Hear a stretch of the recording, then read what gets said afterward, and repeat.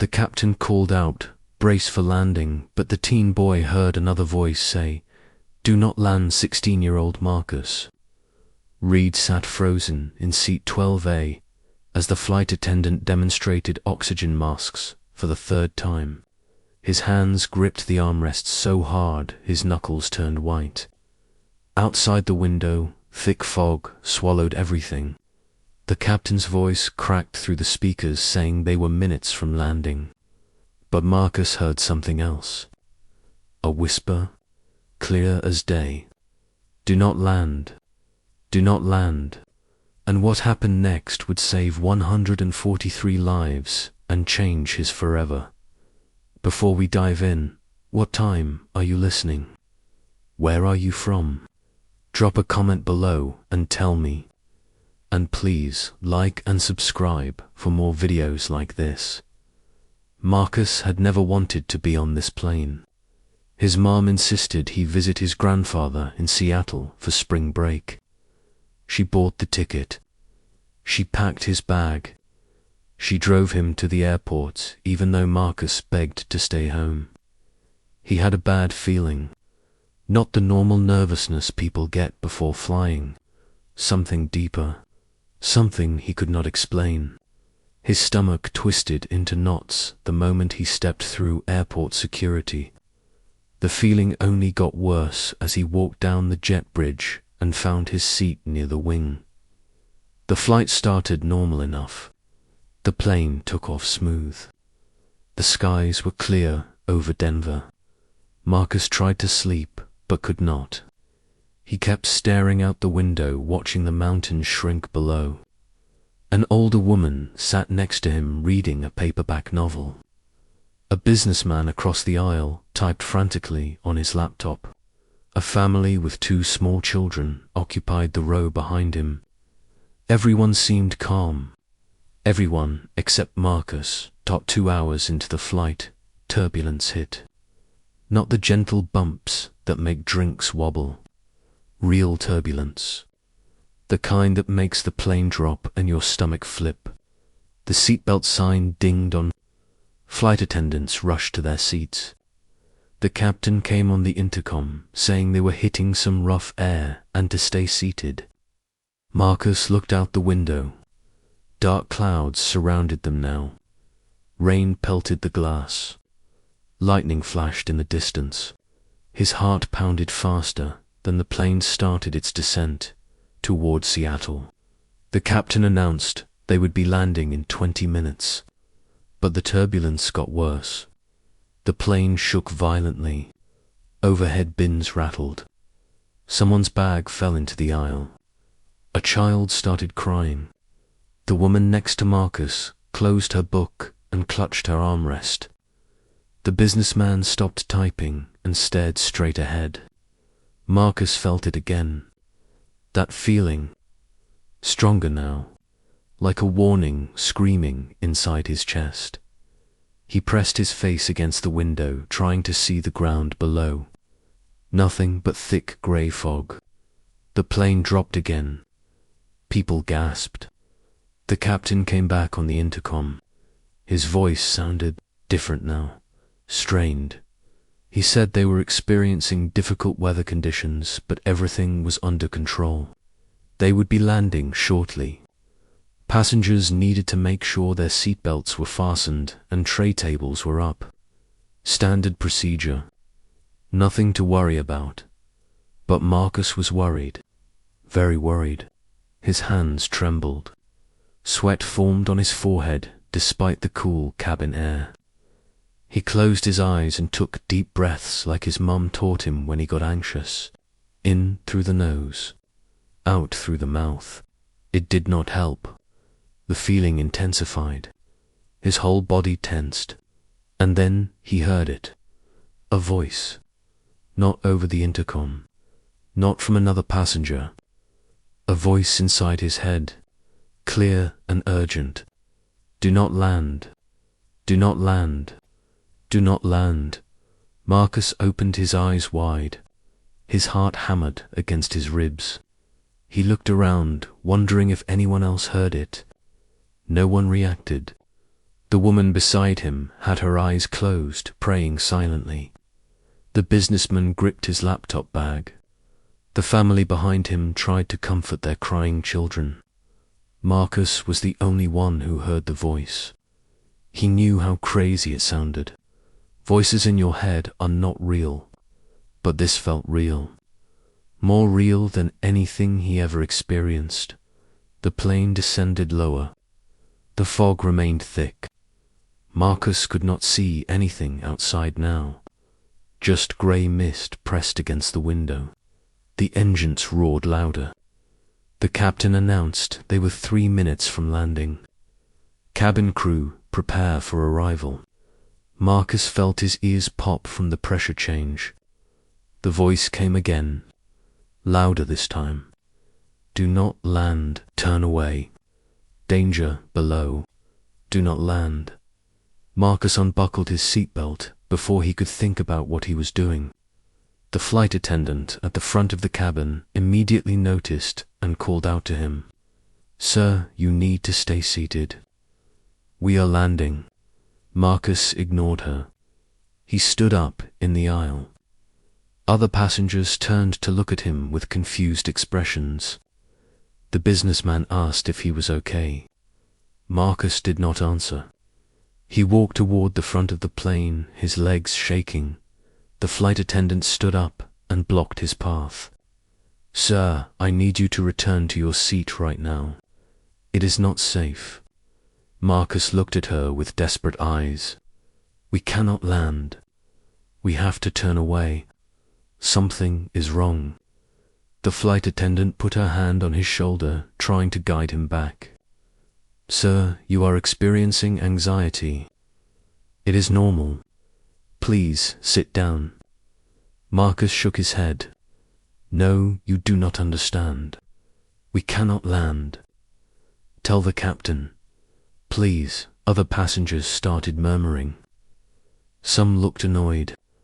Some looked concerned. A man in first class yelled for someone to control the kid. The flight attendant spoke into her radio. "We have a situation in the main cabin. Passenger experiencing severe anxiety." The plane continued its descent. Marcus could feel it dropping. 30 seconds, maybe less. The voice screamed in his mind now. "Do not land. Pull up. Pull up now." Marcus pushed past the flight attendant and ran to the cockpit door. He pounded on it with both fists. "Stop. Do not land. You have to pull up. Turn away, please." The flight attendant grabbed him from behind, trying to pull him back. 2 male passengers stood up to help restrain him. Marcus fought against them, tears streaming down his face. "Please listen to me. Something is wrong. We cannot land. The voice is telling me. We have to turn away." The cockpit door opened. The captain appeared, looking angry and confused. "What is going on out here?" The flight attendant explained quickly. "This passenger is having a panic attack. He is disrupting the landing." The captain looked at Marcus, who was being held by 2 passengers. "Son, you need to calm down and sit down. We are landing in 10 seconds. Marcus shook his head violently. No, you cannot. There is danger. I heard a voice. It told me not to land. You have to trust me. Please." The captain stared at Marcus for a long moment. The plane was maybe 500 feet from the ground now. Maybe less. The captain had a choice. Ignore the hysterical teenager and complete the landing, or trust an impossible warning and abort at the last second. Logic said ignore it. Experience said ignore it. But something in Marcus's eyes made the captain hesitate. A certainty, a terror, something beyond normal fear. The captain made his decision. He turned and rushed back into the cockpit, shouting at his co-pilot. Pull up now. Full throttle. The co-pilot looked shocked. "Captain, we are about to touch down. Pull up now." "That is an order." The co-pilot grabbed the controls and pulled back hard. The engines roared to maximum power. The plane jerked upward violently. Passengers screamed. Bags flew from overhead bins. Marcus fell to the floor. The plane climbed steeply back into the fog. People shouted, asking what was happening. The captain came back on the intercom, his voice steady but urgent. "This is your captain. We have aborted the landing. Please remain calm and stay in your seats. We will be circling and attempting another approach. Everything is under control." But his hands shook as he gripped the doorframe. Marcus sat on the floor, breathing hard. The two men who had restrained him helped him up. One of them asked if he was all right. Marcus nodded, unable to speak. The flight attendant brought him back to his seat and sat down next to him. The woman who had been reading returned to her book, but her hands trembled, turning the pages. The plane circled over Seattle for 20 minutes. The fog began to clear slightly. The captain prepared for another landing attempt. Then the radio in the cockpit crackled. "This is Seattle Tower to Flight 742. Emergency crews are responding to the runway. We have a situation." The captain responded. "Seattle Tower, what kind of situation?" There was a pause. A fuel truck lost control in the fog and crashed onto runway 2 for right. The runway you were approaching. Fire and debris are blocking the entire landing area. If you had touched down, you would have hit it at full speed. The captain went pale. His co-pilot stared at him in disbelief.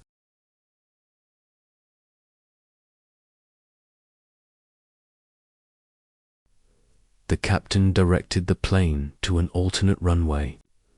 They landed safely 10 minutes later. When the plane stopped at the gate, nobody moved. The captain emerged from the cockpit and walked straight to Marcus.